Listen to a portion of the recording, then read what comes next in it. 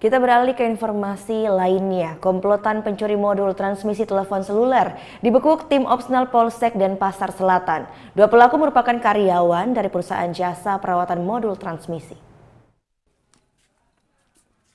Ketiga pelaku kasus pencurian modul transmisi telepon seluler, Haryudi, Iwan Suseno, dan Bebun, berhasil dibekuk tim Opsnal Polsek Denpasar Selatan.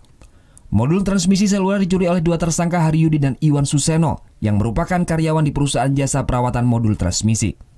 Mereka sudah berhasil mencuri di 5 tower seluler yang berada di kawasan Gianyar dan Denpasar. Satu unit modul transmisi seharga Rp60 juta tersebut kemudian dijual ke tersangka Bebun seharga Rp60.000 per kilogramnya.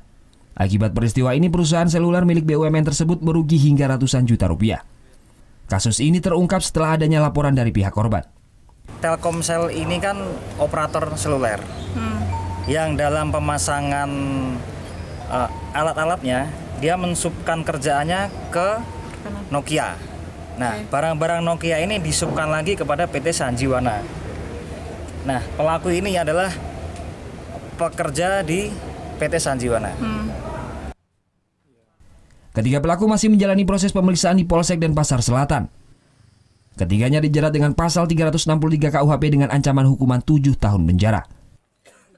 Surya Sanjaya melaporkan untuk NET. Thank you. Udah selesai nonton beritanya? Jangan pergi dulu dong. Subscribe dulu dan nonton tayangan lainnya di sini. Subscribe, nonton lagi. Subscribe, nonton lagi.